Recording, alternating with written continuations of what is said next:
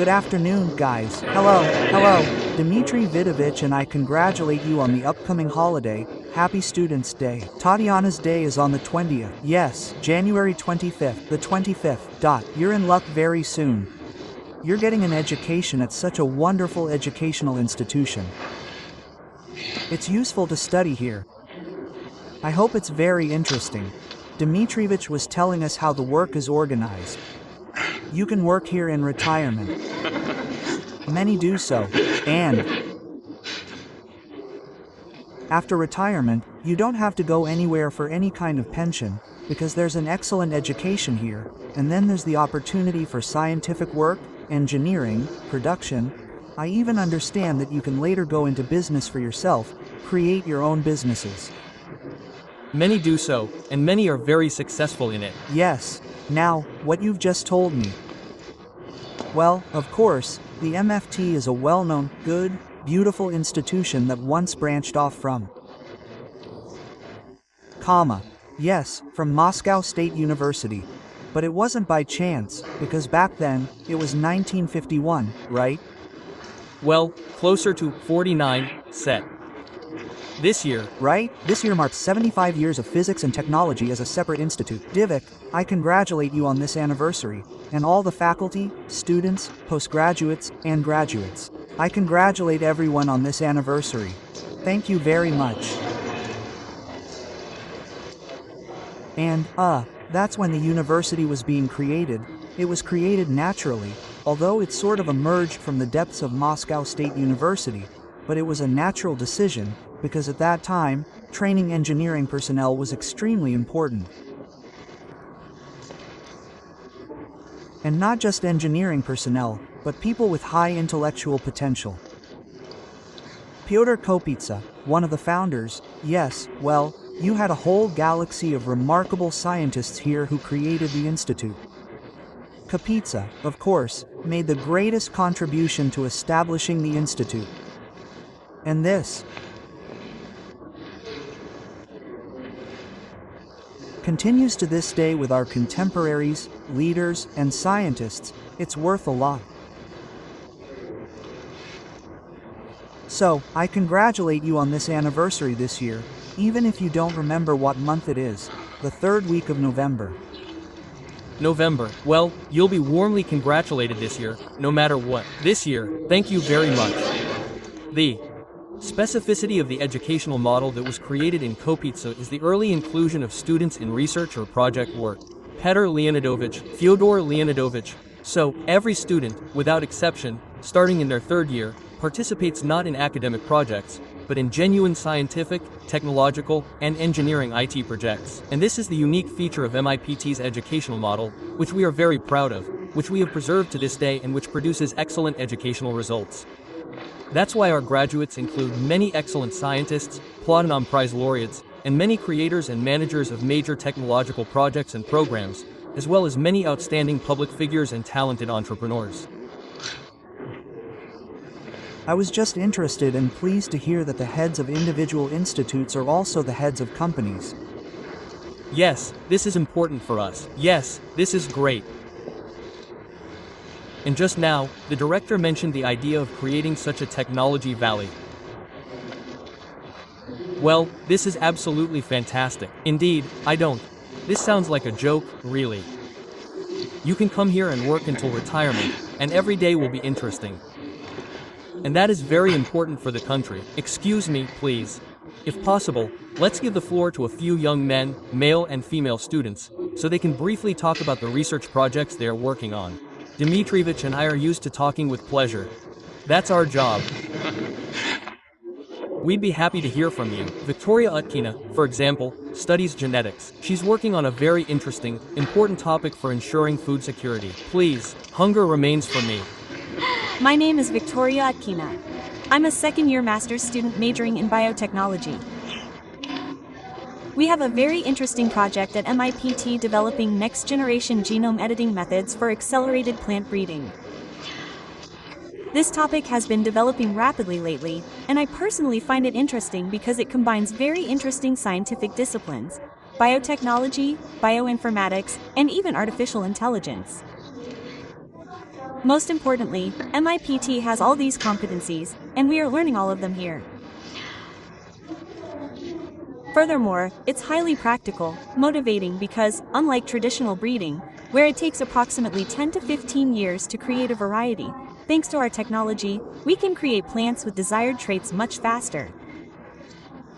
It's only about 1 to 2 years. For example, plants with increased resistance to pathogens and stress, with improved product quality. We can call this a transition from breeding to genetic design of plants. That's it. Over the past year, we've successfully developed our own tools and have already obtained model plants with modified genes, with precise changes and new traits. Well, these aren't genealogists. These plants aren't considered genetically deficient, as far as I understand, and if I'm wrong, a specialist will correct me. The difference is that here, we're not. Introducing some foreign gene with, foreign genetic data. Absolutely right, absolutely right. Yes. And now this year, we're moving toward collaboration with industrial partners. We've started a project with an industrial partner, for example, to produce rapeseed with higher yield and oil quality, and also with a faster rate of hybridization. We're also starting a project to produce potatoes with a longer shelf life, with less harmful properties, for example, when fried, when making French fries and chips. And, what's more, with a longer shelf life. That's it. And, as has already been correctly noted, these aren't GMOs. They're plants that don't contain inserted foreign genes, meaning they don't contain transgenes. That's it. Therefore, the changes we make could very well occur naturally in nature. We simply manage this process, so to speak. We make targeted changes much more quickly, so that we can develop a new variety within a compressed time frame. This is very important for our farming. Yes, of course, I agree. As far as I understand, a revolution is currently underway in this area. Thanks precisely to technologies like these. It's a crucial area. I wish you success. We have truly become leaders in many areas of agriculture, but I won't talk about our leadership in the lower grain markets right now. There's plenty to do. That's absolutely true. Many things are undoubtedly important to us. We need to be completely independent. And there's definitely still work to be done here, because all these lectures are the most productive seeds, and I understand that you're the ones working on all this. Yes. Yes, we think this is very important and we hope. No, we're even confident that we'll get good results.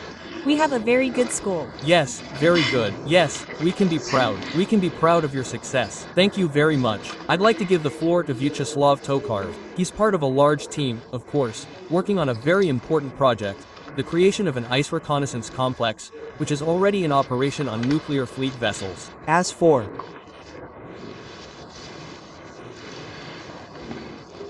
genetics in general, some believe that this is even more, yes, from a safety standpoint, even more serious than the invention of the atomic bomb.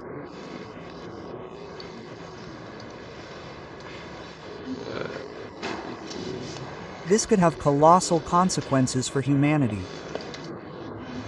And of course, we not only can't fall behind here, we need to be ahead. Absolutely, absolutely.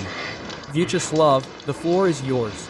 Yes, good afternoon again. My name is Vyacheslav Oprov, and I come from Nizhny Tagil. I graduated with a bachelor's degree from the Physics and Technology Institute and am now in my first year of a master's program. My colleagues have talked about the fundamental research that can be conducted in biology. I'd like to talk about the real-world applied problems being solved. Mapping ice conditions to inform crews is crucial for shipping along the northern sea route. Previously, this task was accomplished using satellite constellations, including foreign ones. Recently, the amount of available data has decreased. Yes, we've developed everything within the political constraints of actually seeing the images. No, some are for sale. Well, this is due, among other things, to the rising cost of the images and their limited availability. We've developed a solution to this problem. An ice reconnaissance system, the essence of which is the use of an unmanned aerial vehicle equipped with a radar with elements of artificial intelligence, which allows for operational reconnaissance at the request of the crew directly from onboard the Icebreaker. And this information can be used to optimally and safely plot a route in challenging Arctic weather conditions. Thus, a mass-produced solution was developed, which was tested during 4 Arctic expeditions and has already been implemented on 3 icebreakers. Atomfly, thank you. So, this is the use of unmanned aerial vehicles. The unique thing here is landing on the deck of a moving vessel. Yes, these are large vehicles. A drone weighs about 200 kilograms. Well, they can be useful, lifting up to 30 kilogram. And the flight range? Flight range up to 100 kilometers. Yep. Decent, very good, in fact, very serious. Of course, we will also develop our space constellation, that's natural, but it is also developing. But what you are doing. Of course, as we all now know, not only the Arctic countries, but many other countries around the world are paying increased attention to what is happening in the Arctic. They smiled and laughed, yes. Well, actually, on the one hand it's fun and interesting, and on the other hand it's very important. And Russia has always, well, not always, but for many decades, been an undisputed leader in Arctic exploration. We build icebreakers, for example, that are unparalleled anywhere in the world. You know, we probably have 34 diesel icebreakers, 8 operational nuclear icebreakers, 2, the Chuhoka and Leningrad, are actively being built. Stalingrad has been laid down, and is being laid down. Oh, and we have 2 more in the works. And another 150 megawatts nuclear icebreaker is being built in the Far East, at the top star, easily a leader. This has never been done before in the world. Construction is on schedule. By 2030, I'm sure we'll have it all. Well, they can break ice without any restrictions, several meters. That's it. And this is a level of capacity that no other country in the world has today. And we are, of course, increasing this work. It's hard to say. Experts there have different views on how the climate situation on the planet and in the Arctic will develop further. Either we're facing global warming, or, by the way, some believe that the peak of warming has passed and a cooling will begin soon. These are the experts who extract ice kerns and study how the situation has evolved from century to century and how the situation is developing there. That's it, but it doesn't matter. What matters is that we will still develop it. Northern latitudes make up 70% of the Russian Federation's territory. This is extremely important. Developing the Northern Sea route is very important for us, for international trade, for logistics. Therefore, any research in this area is extremely important. But it is needed not only here, as we well understand, but also in other areas. So, may you have every success, and we hope for it. At the end of this part of the meeting, I'd like to talk about another very important aspect of the MFT's work. Its work with schools and schoolchildren. Yeah, it's crucial for us to improve the quality of physics and mathematics education in schools, to ensure that schoolchildren have access to career guidance, to bring scientists and students to schools and tell them how important and interesting it is to be an engineer, a scientist, a physicist, a biologist, or a mathematician. And we're actively working on this, and already from their junior years, students from the Faculty of Physics and Technology are actively involved in this work. I'd like to ask Darya Rolshkina to tell us about how she contributes to this important work. Are you a schoolgirl? No. Darya is young. Stronka, second year. Yeah, I'm finishing my master's degree. Second year, master's degree. Master's degree. Master's degree, yes, as Part of my research, I work with laser systems. So, I'm a young scientist, and what systems? Laser systems. Oh, laser ones. Yes, exactly. And at the same time, I actively work with school children. I'm involved in teaching. Right now, I have two groups, 9th and 10th grades. They come to you, or you come to them, and I come to their school in Moscow, yes. And this entire program works within the framework of the Correspondence Physics and Technology School. And this is a wonderful project in the 70s, about 2006, I think, right? It's 60 years old this year, its anniversary. For me, this is all a deeply personal story. My dad studied there, then went to MIPT, finished his studies, and brought me there. I finished my studies there and now I'm here. It's Great, really, seriously, it's really great. And First of all, I bow low and express my gratitude for this. no, really, it's great. We have many such dynasties, because parents who received a great education see that it helped them become successful people, professionals. They, of course, bring their children. Yes, that's it. And now I'm teaching there, and I really like it. I love working with children. All the kids there are very motivated, very interested, and he says, expand their knowledge, because what's it like in 9th and 10th grade now? But overall, I work with kids from 5th to 11th grade. Yeah, last year, I graduated 11th graders. They got into all sorts of top universities. Well, they probably find you interesting. This young, attractive teacher comes. Almost their age. And I can tell them, among other things, about scientific work, because I do it too. And at the time, I was really interested in learning how it all works, to get a little touch of it, to understand what scientific work really hides behind this curtain, behind this fairy tale, behind these fairy tale words. And I, in my own way. How it works, to figure it out. Right? Yes. My teachers at CFTSH really helped me back then. And now I'm adopting this experience and passing it on to the kids, telling them how it is, and it seems to me they're becoming much more interested in it. And the subject? Physics and mathematics. Physics, mathematics. In fact, there are other subjects within our school. There's also computer science, chemistry, biology. That's it, but my core subjects are still physics and mathematics. Well, you know, if you manage to interest schoolchildren in physics and mathematics, that's great. You're a talented person, a great one, very nice. 6 went crazy, 7 came to mind. This, you understand? And here, you need to present everything in such a way, to captivate the kids, to make it interesting, too.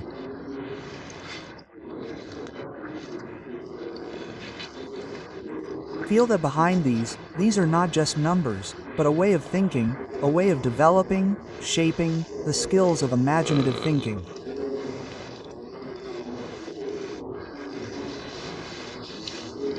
That's what it's about, not just communicating to the kids in a talented way and at least getting them interested.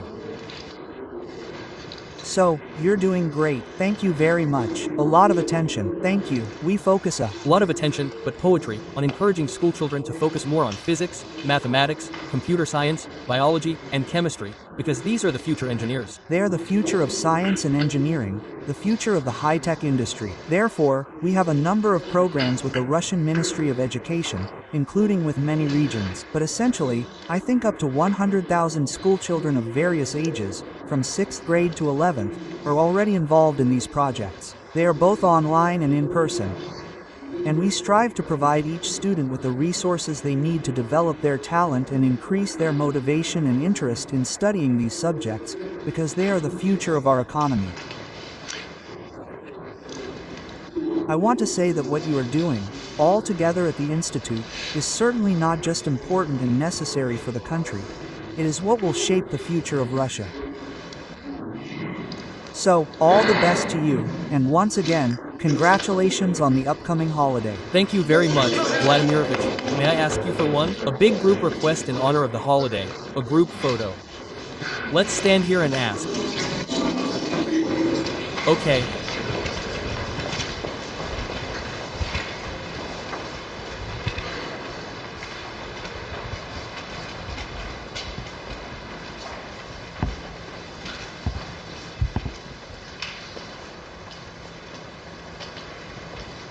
Thank you.